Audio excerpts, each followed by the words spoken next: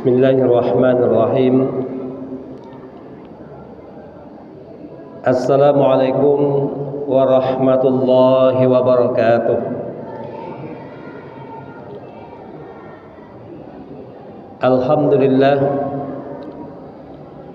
Alhamdulillahi rabbil alamin. Wassalatu wassalamu ala asyrafil anbiya'i wal mursalin wa ala alihi wa ashabihi ajma'in. Ashhadu an la ilaha illallah wa ashhadu anna Muhammadan abduhu wa rasuluh la nabiyya ba'dah.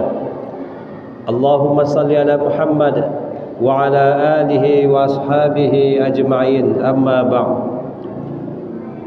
Qala Allah ta'ala fil Qur'anil Karim, a'udzu billahi minasy syaithanir rajim. Bismillahirrahmanirrahim. Ya ayyuhalladzina amanu taqullaha haqqa tuqatih wa la tamutunna illa wa antum muslimun. Kaum muslimin dan kaum muslimat, Bapak dan Ibu yang dimuliakan oleh Allah, puji dan syukur kembali saya sampaikan kepada Allah Subhanahu wa taala dengan mengucapkan alhamdulillahi rabbil alamin. Allah yang menghidupkan awak, Allah yang memberikan awak rezeki, dan Allah yang mengatur segala macam kehidupan awak. Alhamdulillah, sampai saat kini Allah masih memberikan limpahan rahmat dan nikmat kepada awak. Allah masih memberikan kebaikan-kebaikan dalam kehidupan awak. Maka tugas awak tidak lain dan tidak bukan untuk mensyukuri semua pemberian Allah itu, untuk mensyukuri semua nikmat Allah itu.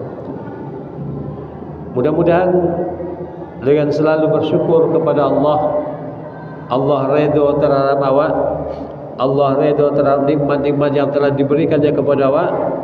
Kemudian Allah Subhanahu wa taala menambah nikmat yang lebih banyak lagi dan memberkati semua yang telah diberikannya kepada awak. Selawat dan salam saya sampaikan kepada Rasulullah Muhammad sallallahu alaihi wasallam. Allahumma salli ala Muhammad wa ala alihi wa ashabihi ajma'in. Assalamualaikum ya Rasulullah. Mudah-mudahan selawat dan salam yang baca wa sampaikan kepada Rasulullah, Allah Subhanahu wa taala menjadikan hati awak terbuka dengan penuh mencintai Rasulullah sallallahu alaihi wasallam dengan sempurna. Karena mencintai Rasulullah itu adalah sebuah kewajiban bagi setiap muslim. Mencintai Rasulullah itu merupakan salah satu di antara tanda-tanda sempurnanya keimanan. Bapak dan Ibu yang dimuliakan Allah, mudah-mudahan Allah Subhanahu wa taala memberikan rezeki kepada awak untuk mampu mencintai Rasulullah dengan sempurna, sehingga dengan mudah awak selalu berselawat kepada beliau, dan dengan mudah awak memegang dan mengamalkan apa yang ditinggalkan oleh Rasulullah sallallahu alaihi wasallam. Bapak-bapak dan ibu-ibu para jemaah yang dimuliakan oleh Allah, di malam yang penuh berkah ini kami menyampaikan sebuah pertanyaan sahabat kepada Rasulullah sallallahu alaihi wasallam tentang amal yang paling dicintai oleh Allah Subhanahu wa taala. Siti Aisyah radhiyallahu anha pernah menyampaikan bahwa ada seorang sahabat yang datang kepada Nabi, kemudian dia bertanya, amal apakah yang paling dicintai Allah? Di antara sekian banyak amal ibadah yang melakukan sehari-hari, maka amal ibadah yang mana atau amal ibadah yang contoh apa yang paling disukai oleh Allah Subhanahu wa taala? Maka dalam kesempatan itu Rasulullah menjawab dengan jawaban yang singkat, ahabbul a'mali ilallah ta'ala adwamuha wa in qalla. Kata Rasulullah, amal yang paling dicintai Allah Subhanahu wa taala adalah amal yang dilakukan secara tawwi-menawi wa in qalla, walaupun amal itu seketek. Bapak dan Ibu yang dimuliakan Allah, hadis ini adalah hadis sahih yang diriwayatkan oleh Imam Muslim dan dikhabarkan oleh Siti Aisyah radhiyallahu anha. Maka dari jawaban Nabi ko, amal yang paling dicintai oleh Allah Subhanahu wa taala artinya adalah amal yang paling godang pahalanya. Allah mencintai hambanya yang beramal seperti itu, kemudian Allah memberikan pahala yang besar, pahala yang banyak. Ternyata amal yang dicintai Allah itu adalah amal yang dilakukan secara istiqomah, amal yang awak jadikan rutinitas, setiap hari awak lakukan, walaupun amal itu seketik. Awak di dalam Islam, bapa dan ibu yang dimuliakan oleh Allah, tidak dianjurkan untuk beramal sekali banyak tapi tidak istiqomah. Yang dianjurkan dalam Islam adalah awak beramal yang tawib-nawi, yang istiqomah. Bahkan ada sebuah peristiwa di masa Rasulullah sallallahu alaihi wasallam, seorang sahabat Nabi, seorang anak muda, masih muda mata bu, yaitu Abdullah bin Amr bin As radhiyallahu anhuma. Abdullah bin Amr bin As pada suatu hari pernah bersumpah, beliau ingin melakukan amal ibadah sebanyak-banyaknya. Beliau ingin melakukan ibadah dengan full. Maka beliau bersumpah. Yang pertama sumpahnya dah, dan akan berpuasa setiap hari. Diborong ibadah puasa itu sehingga dia akan melakukan puasa sunat tiap hari. Yang kedua, dan akan mengkhatamkan Al-Quran setiap hari. Yang ketiga, dan akan solat tahajud setiap malam, melakukan qiyamul Ramadan, qiyamul lail tiap malam tanpa istirahat, tanpa tidur sedikit pun. Dan apa yang diucapkan oleh Abdullah bin Amr bin As diamalkannya. Sehingga dalam waktu beberapa hari atau beberapa masa, beliau berpuasa tiap hari, beliau solat tahajud tiap malam, qiyamul lail tiap malam, tidak lolok-lolok. Dan beliau mengkhatamkan Al-Quran 30 juz setiap hari.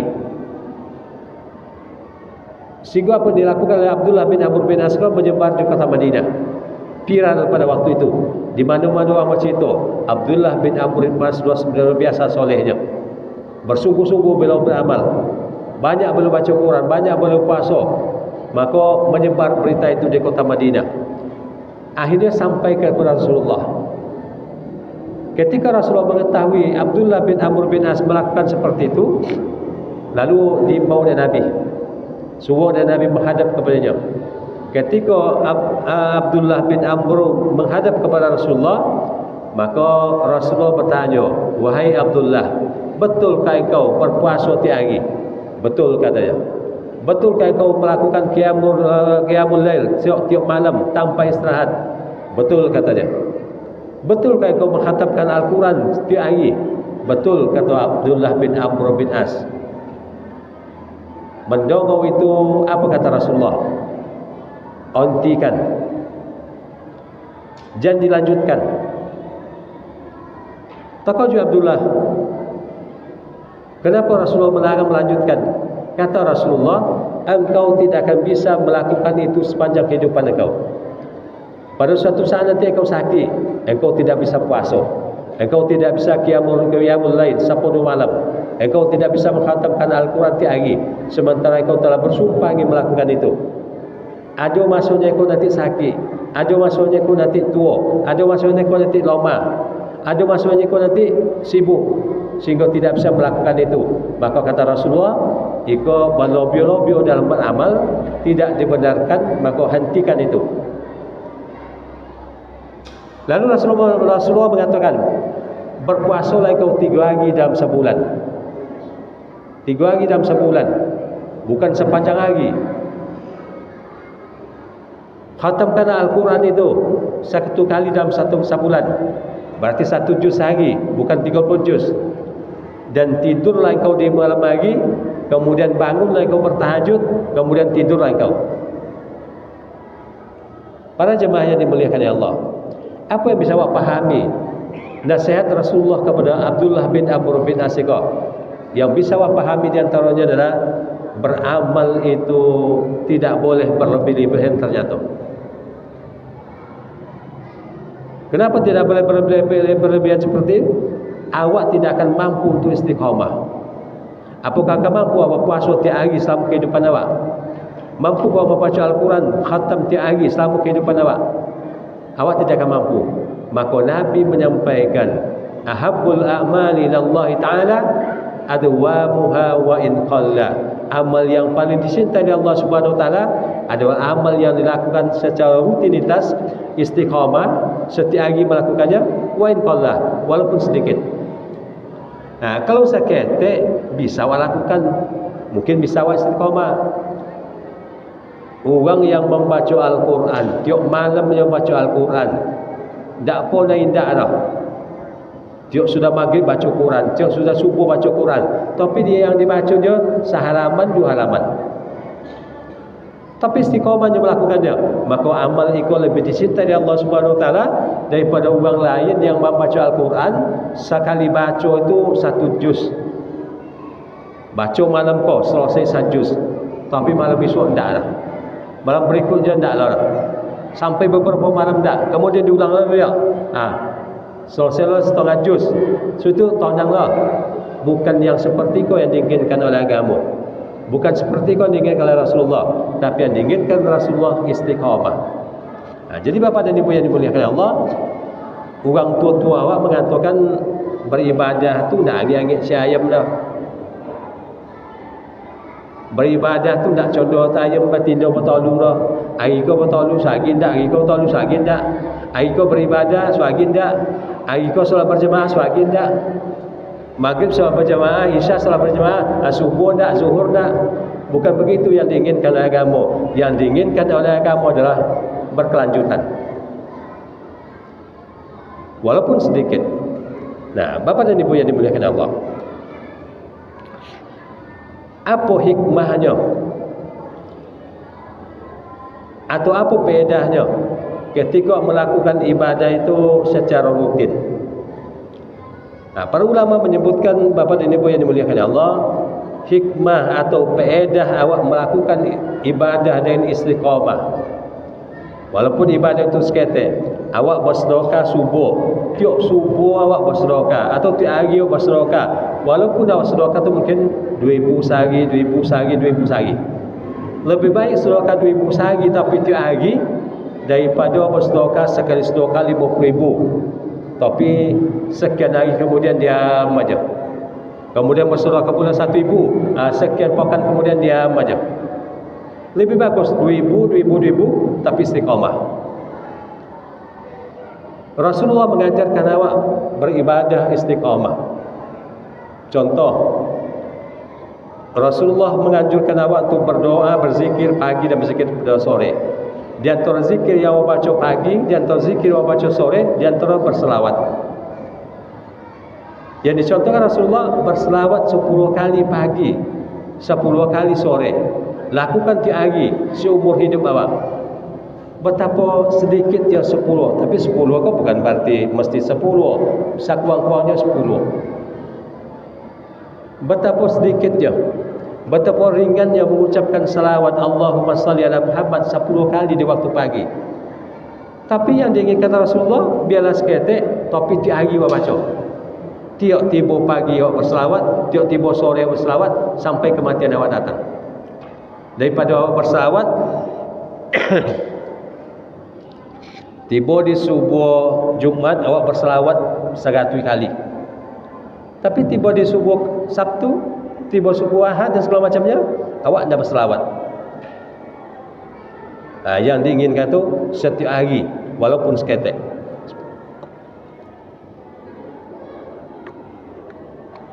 Bapak dan Ibu yang dimuliakan Allah, faedah orang yang melakukan amal ibadah dengan istiqamah itu adalah, kata ulama di antaranya yang pertama adalah orang yang beribadah dengan istiqamah. Tiap pagi berselawat, tiap sore berselawat, tiap pagi, tiap hari bersedekah walaupun seketik, tiap malam baca Quran, tiap subuh baca Quran. Orang yang istiqamah dalam beramal ibadah itu tanda-tanda amalnya yang telah dilakukannya diterima Allah Subhanahu wa taala.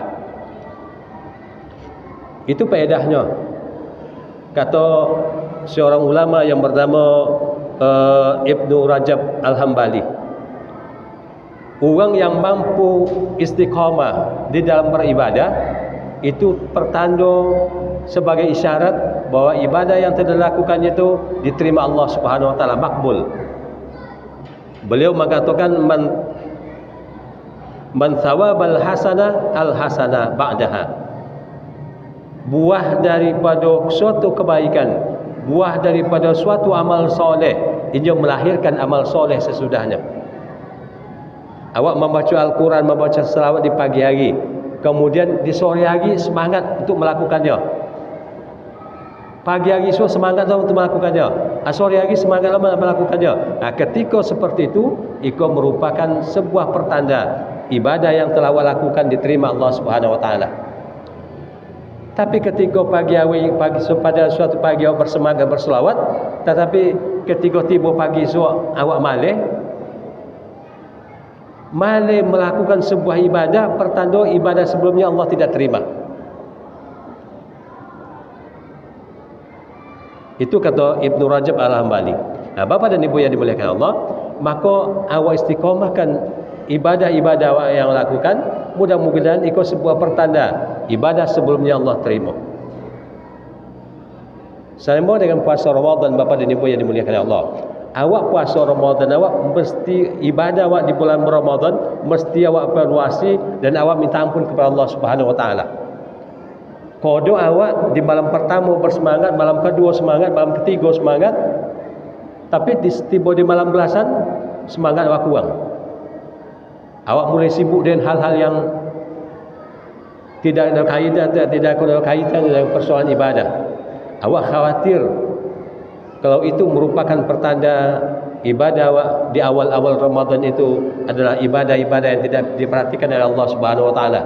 Karena ulama menyebutkan, kalau tidak salah Ibnu Rajab juga menyebutkan, ketika ibadah Ramadan, awal Ramadan awak diterima Allah, maka untuk hari-hari berikutnya awak bersemangat beribadah. Itu makanya di 10 terakhir itulah puncak orang bersemangat beribadah di bulan Ramadan. Itu menandakan ibadah di 10 pertama dan 10 kedua diterima oleh Allah Subhanahu wa taala.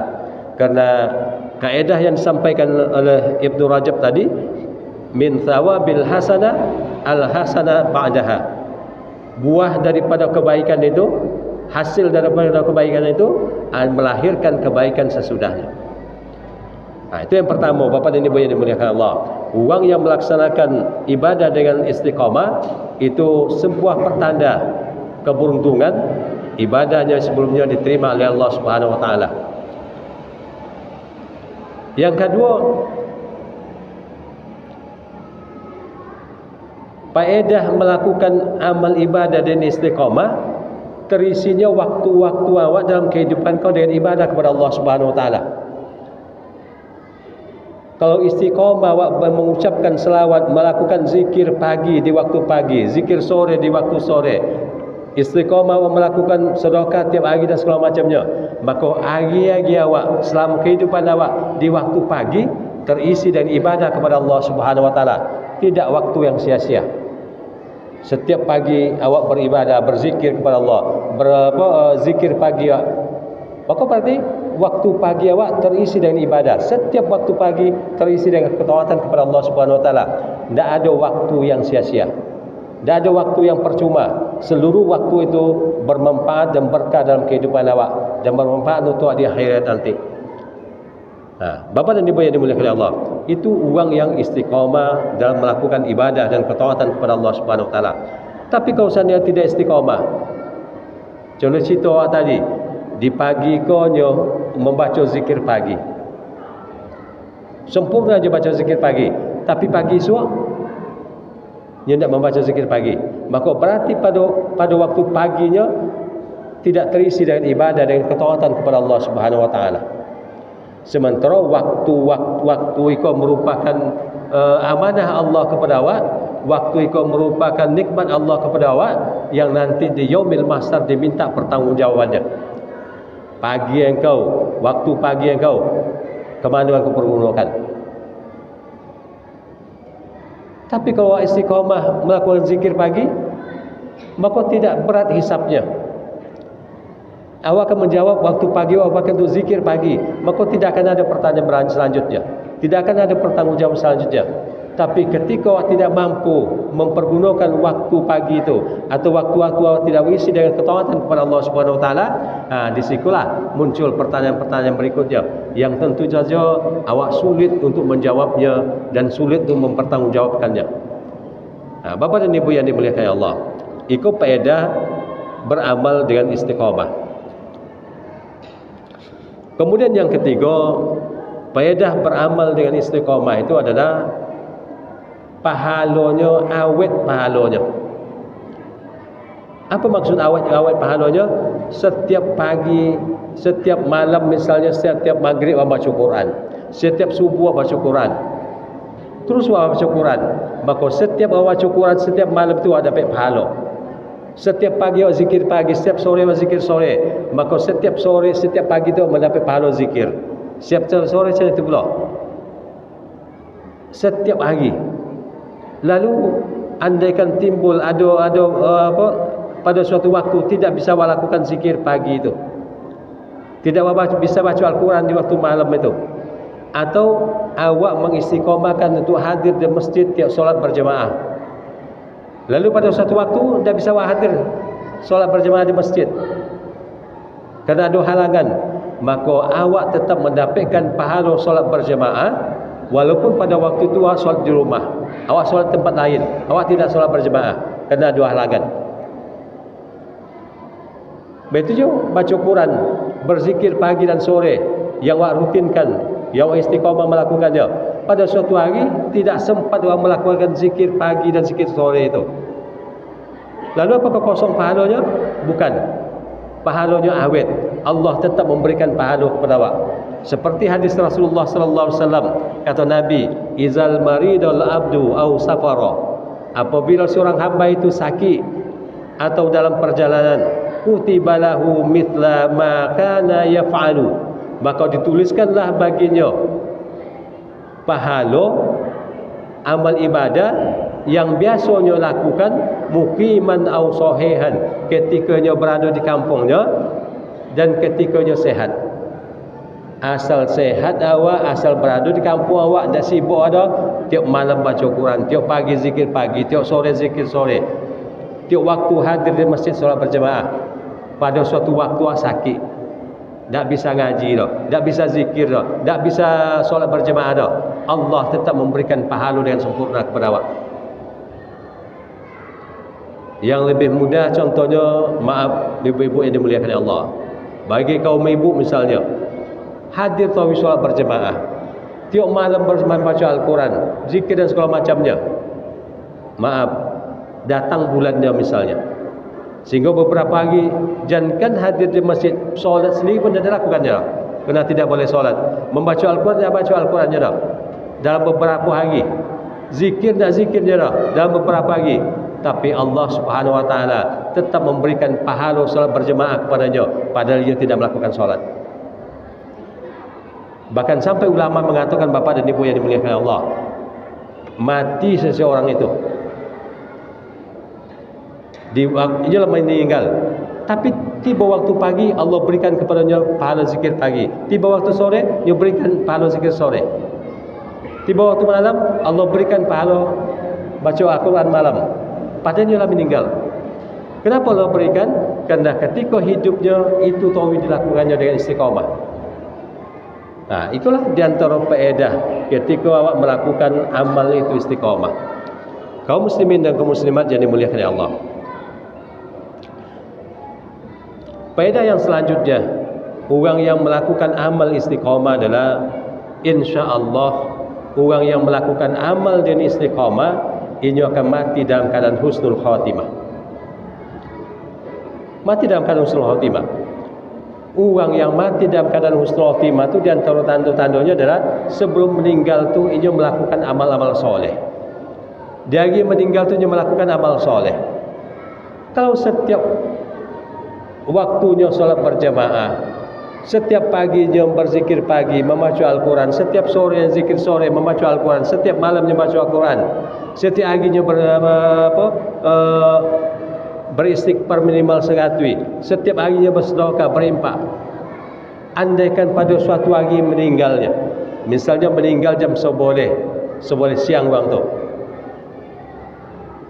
subuh solat berjamaahnya, paginya melakukan zikir paginya, di hari itu nya bersedekahnya, di hari itu nya melakukan amal-amal soleh yang biasanya lakukan, maka berarti ia meninggal dalam keadaan husnul khatimah.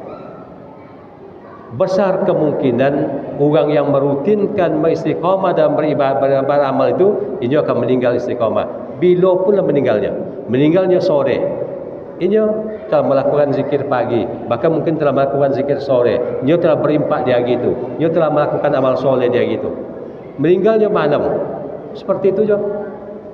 Apalagi dalam zikir pagi dan zikir sore itu, Bapak dan Ibu yang dimuliakan Allah, kan salah satu yang baca adalah Sayyidul Istighfar. Pagi baca Sayyidul Istighfar, sore baca Sayyidul Istighfar. Apa kata Rasulullah sallallahu alaihi wasallam? Orang yang membaca Sayyidul Istighfar itu dibaca dengan penuh keimanan, dibaca dengan penuh keyakinan, dibacanya pagi. Kalau dia baca pagi, kemudian meninggalnya sampai sore, sebelum sorenya meninggal, maka kata Rasulullah sallallahu alaihi wasallam, ia tercatat sebagai penduduk surga. Tercatat sebagai penduduk surga. Orang yang baca Sayyidul Istighfar di pagi hari, dibaca Sayyidul Istighfar dengan penuh keyakinan, dengan penuh keimanan, kemudian tiba ajalnya sebelum sore, mungkin jam 10, mungkin jam 9, mungkin sudah zuhur, mungkin sebelum asar, maka kata Rasulullah SAW, ini dicatat sebagai penduduk surga. Orang yang membaca Sayyidul Istighfar di sore hari, contoh tadi juga yang penuh keimanan, yang penuh keyakinan, meninggalnya di malam hari itu sebelum subuh esok, maka ini meninggal tercatat sebagai penduduk surga. Bukankah itu sebagai pertanda mati dalam keadaan husnul khatimah? Para jemaah yang dimuliakan Allah, maka orang yang mengamalkan amal-amal secara rutin, insya-Allah besar kemungkinan ketika dia meninggal dalam keadaan istiqamah. Ada sebuah hadis Rasulullah sallallahu alaihi wasallam, "Iza ataita madajaka fatawaddau wudu'aka lis-salati." Hadis sahih riwayat Imam Bukhari dan Muslim. Apa kata Rasulullah? Apabila kalian ingin lolok di malam hari, nakkan lolok di malam hari dah, fatawaddau wudu'aka lis-salat, maka berwuduklah kalian, kata Rasulullah, seperti wuduk kalian untuk solat. Jadi sebelum lolok malam, awak berwuduk. Rutinkan, wiridkan istiqamah, awak beramal berwuduk, lakukan amal wuduk, melakukan wuduk sebelum lolok malam. Apa kata Imam Nawawi? Salah satu faedah orang yang berwuduk sebelum tidur itu, andaikan inyo meninggal sedang dalam keadaan lolok, inyo lolok itu kemudian meninggalnya, maka inyo mati dalam keadaan husnul khatimah. Bukankah mati husnul khatimah ya awak cai? Istiqomahkan berwuduk sebelum tidur, istiqomahkan berzikir pagi, berzikir sore. InsyaAllah ketika lakukan amal-amal itu dengan istiqomah, Allah Subhanahu Wa Taala akan memberikan rezeki kepada awak. Ketika ajal awak tiba, awak mati dalam keadaan husnul khatimah. Tapi kalau seandainya sekali-sekali berzikir pagi, sekali-sekali tidak, tiba lomaknya berzikir pagi, wak, tiba lomaknya berwuduk, wak, tiba semangatnya berwuduk akan lolok, tapi tiba tidaknya lope aja. Itu yang kata orang tua-tua, angin-angin si ayam. Kalau sempat nanti awak tidak membaca zikir sore atau tidak baca zikir pagi, tidak membaca Sayyidul Istighfar di pagi hari, meninggal awak di hari itu, awak takwi kau tidak termasuk dalam mati dalam keadaan husnul khatimah. Kalau pada suatu malam awak tidak berwuduk, kerana wuduk kau tidak istiqamahkan, soal amal tidak lakukan amal istiqamah sebelum lolok itu berwuduk itu, kadang-kadang wuduk, kadang-kadang tidak, tiba nanti ketika indak ajal awak tiba, maka berarti awak rugi. Nah, para jemaah yang dimuliakan Allah, itulah manfaat melakukan amal dengan istiqamah. Para jemaah yang dimuliakan Allah, jadi dalam Islam itu awak melakukan amal itu bukan dengan diborong. Kalau dia banyak-banyak beramal sekaligus, membaca Al-Quran sehari itu 30 juz, atau membaca Al-Quran sehari itu 20 juz misalnya, tidak mampu melakukan itu sampai akhir kehidupan awak. Nah, maka Rasulullah menganjurkan 1 juz saja, lakukan yang seketik aja, tapi tiari istiqamah. Termasuk bapa dan ibu yang dimuliakan Allah, setelah selesai solat wajib, di antara zikir yang awak baca kan membaca ayat kursi. Nampak Rasulullah menyebutkan baca ayat kursi setelah selesai solat wajib, ini istiqamahkan. Man qara'a ayatul kursi fi duburi kulli salatin maktubah. Siapa yang membaca ayat kursi di setiap selesai solat wajib, setiap selesai solat wajib, itu kan istiqamah. Itu kan melakukan tiap waktu. Tiap sudah solat wajib, baca ayat kursi. Amal yang ringan, amal yang mudah, istiqamah awak melakukan. Baca ayat kursi itu mudah, baca awak hafal ayat kursi itu, istiqamah awak baca setiap selesai solat wajib, maka Allah memberikan pahala yang luar biasa. Luar biasa pahalanya. Seperti apa pahalanya? Man lam ya'nahu bidukhulil jannah illa ayyamuta. Tidak ada yang menghalanginya masuk ke dalam syurga. Orang yang baca ayat kursi setiap selesai salat wajib, tidak ada yang menghalanginya masuk dalam syurga illa ayyamuta, kecuali mati.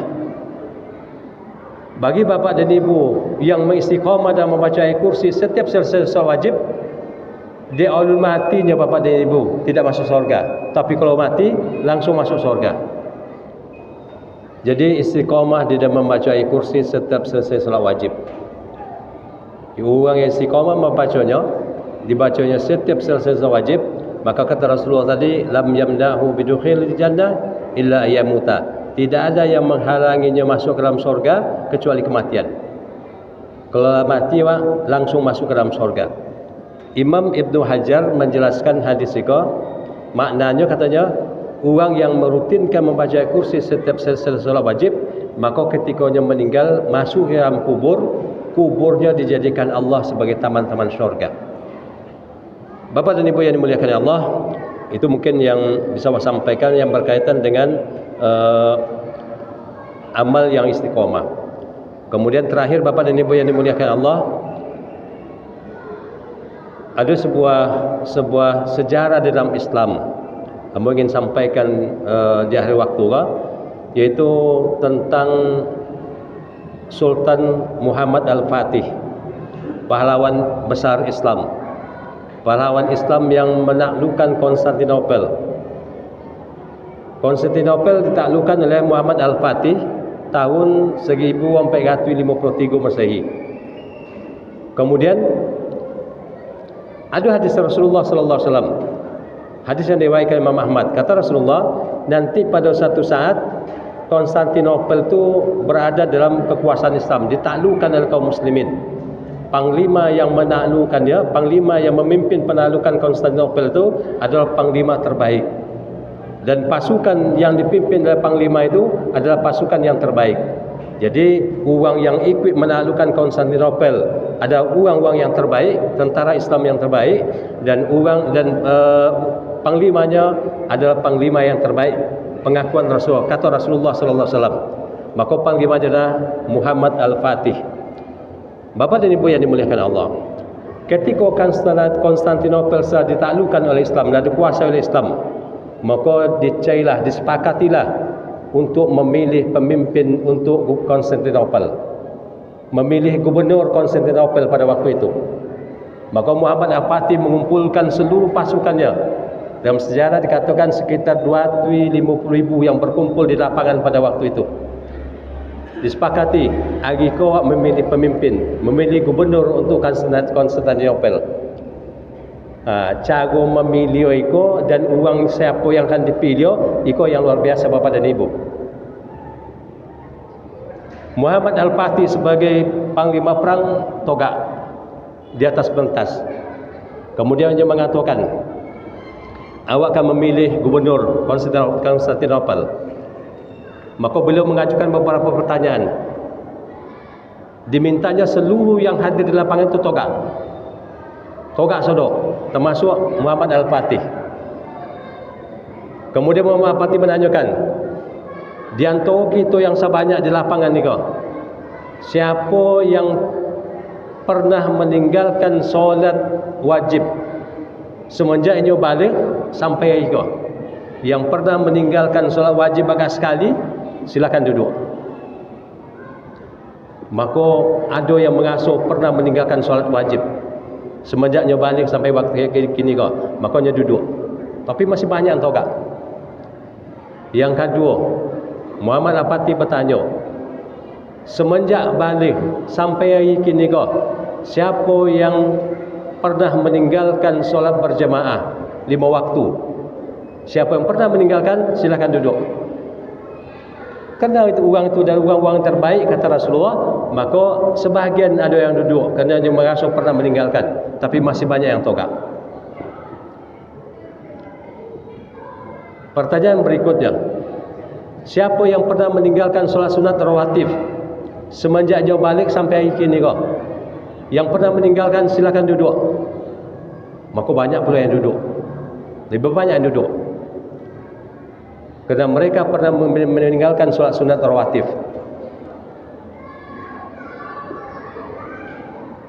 Kemudian yang togak, sebahagian yang togak leh.